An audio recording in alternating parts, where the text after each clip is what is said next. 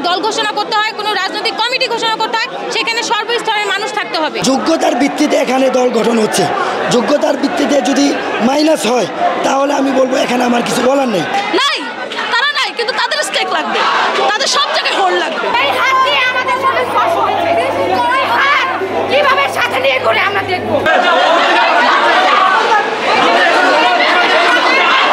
ঢাকা বিশ্ববিদ্যালয় সংসদের আহ্বায়ক হিসেবে নির্বাচিত হয়েছেন আব্দুল কাদের।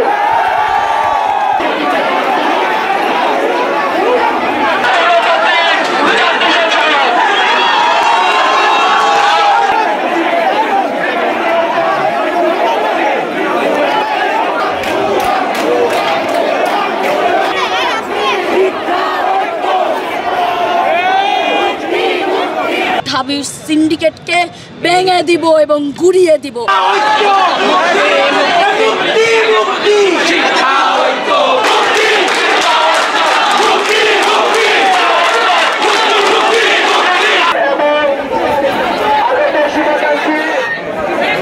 আমাদের আমন্ত্রণে আসা সাংবাদিক বন্ধুদের সবাইকে জানাই বিপ্লবের শুভেচ্ছা এবং অভিনন্দন।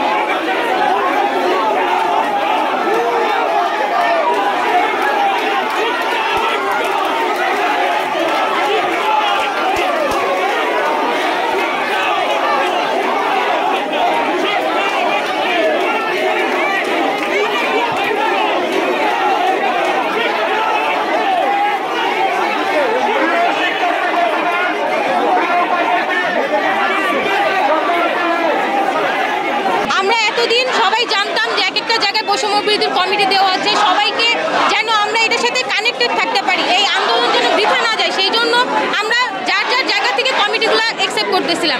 কিন্তু মহানগর কমিটি দেওয়ার পরে ডাকসু এই যে মধুর ক্যান্টিনের সামনে তারা এখন ছাত্র কমিটি ঘোষণা করতে চাচ্ছে। কেন এই ছাত্র সংগঠন, কেন শুধুমাত্র ঢাকা ইউনিভার্সিটির ছাত্ররা তো সব কিছু করে নাই, এইটার সাথে তাদের সাথে আমরা কানেক্টেড হয়েছি, ন্যাশনালের, প্রাইভেটের, তারপর প্রান্তিক লেভেলের সকল ধরনের লোকেরা, সাধারণ ছাত্র জনতা মিলে এই আন্দোলনটাকে সফল করছে। এখন যদি কোনো রাজনৈতিক দল ঘোষণা করতে হয়, কোনো রাজনৈতিক কমিটি ঘোষণা করতে হয়, সেখানে সর্বস্তরের মানুষ থাকতে হবে। শুধুমাত্র ঢাকা ইউনিভার্সিটি কেন্দ্রিক সেটা হতে পারবে না। ওইরকম যদি হয় তাহলে ওইরকম যে কোনো কমিটিকে আমরা অ্যাকসেপ্ট করবো না।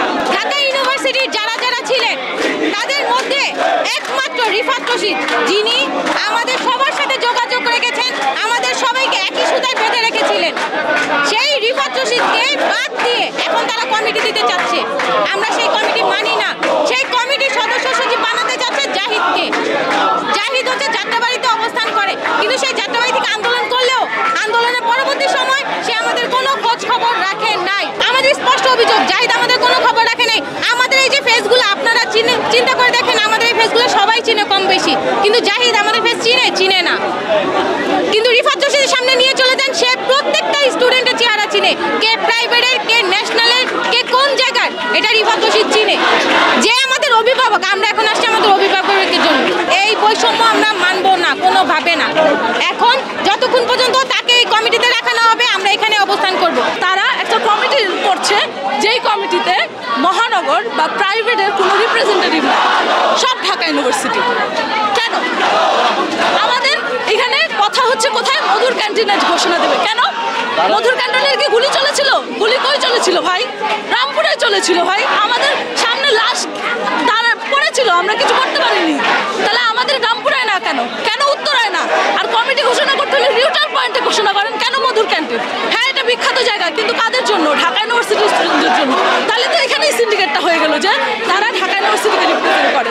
এরপরে যারা ঢাকা ইউনিভার্সিটি থেকে যেই সংখ্যক বা একদম যদি স্পেসিফিক বলি রিফাত রশিদ ভাই, কেন আমরা বলতেছি সবাই বলবে সবাই কেন তার নাম নিচ্ছে? কারণ এই যে 6 মাস ভাই, এই 6 মাসে আমাদের সাথে পার্সোনালি যোগাযোগ একটা মানুষই রেখেছে।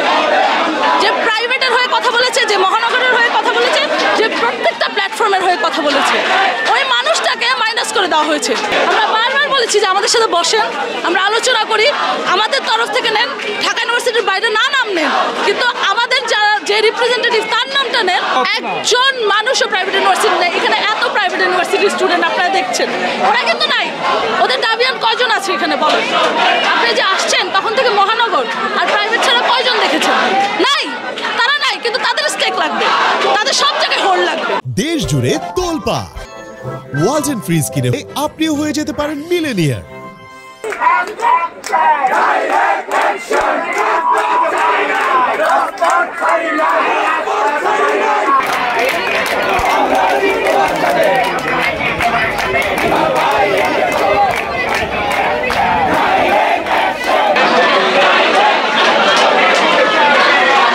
আমরা জানি যে সবাইকে রাখা হয়েছে, এখন আন্দোলনে কার কি অ্যাক্টিভিটিস এর উপর যে রাজনৈতিক দল গঠন হবে বিষয়টা এমন না।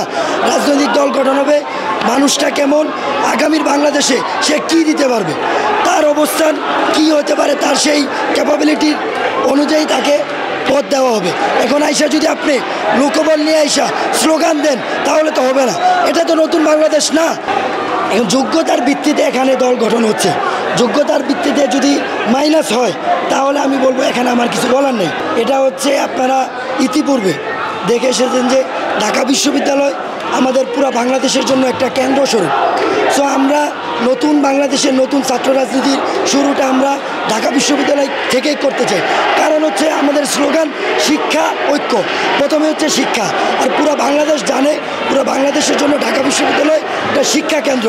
তো আমরা শিক্ষা কেন্দ্র থেকেই আমরা রাজনীতিটা স্টার্ট করতে চাই, যাতে আমাদের রাজনীতির যে স্লোগান শিক্ষা সেটা বজায় থাকে।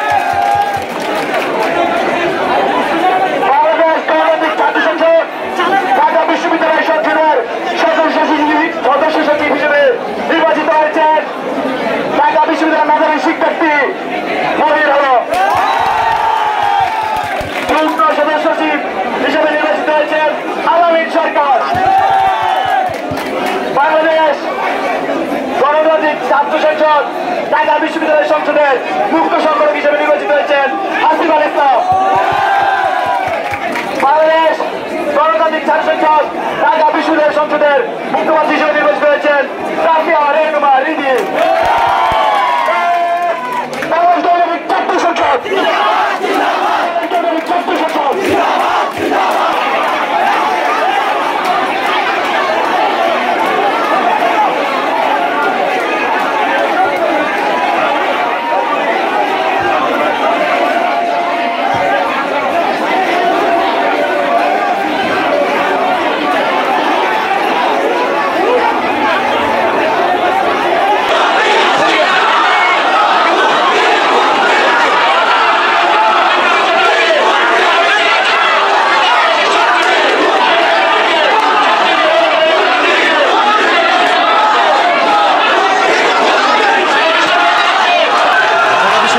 শিক্ষার্থীদের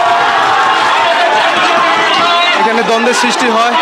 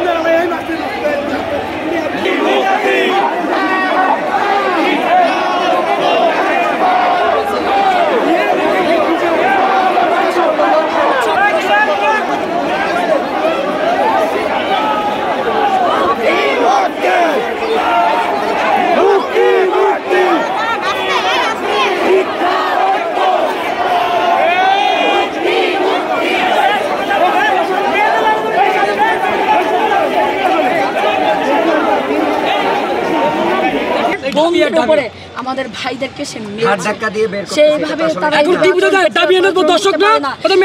তাদের সাথে বিক্রে করা হয়েছে। আমরা ঢাবির সিন্ডিকেটকে ভেঙে দিব এবং গুড়িয়ে দিব।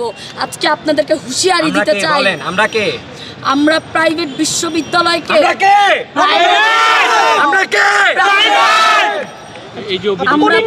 বিশ্ববিদ্যালয়কে এত প্রাইভেট বিশ্ববিদ্যালয় যদি আন্দোলনে নামতো, আপনারা কি মনে করেন আন্দোলন সফল হতো?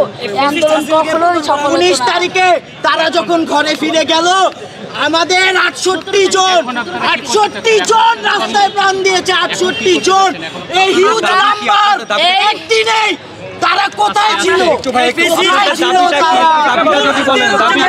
আমরা এই ছাত্র সংগঠন, আমরা ছাত্র সংগঠনের ভেতর দিয়েছি এবং আমরা ছাত্র সংগঠন মানি না, আমরা এই ছাত্র সংগঠন মানি না, আমরা এই ছাত্র সংগঠনের ভেতর দিলাম, কারণ এইটা ঢাবি সিন্ডিকেট বিরোধী ছাত্র সংগঠন তৈরি করেছে। এবং আমি আপনাদেরকে হুঁশিয়ারি দিতে চাই, আজকে ঢাবি যে আমার প্রাইভেটের ভাই বোনদের গায়ে হাত তুললো, এটার জবাবদিহিতা তাদের করতে হবে। ঘোষণা হওয়ার পরে কেন আমরা সেটাকে ভেটো দিব? আমরা সংগঠন ঘোষণা হওয়ার আগেই সেখানে ভেটো দিব, কারণ আমরা সংগঠন ঘোষণা হয়ে গেছে, সেটা হয়ে গেছে।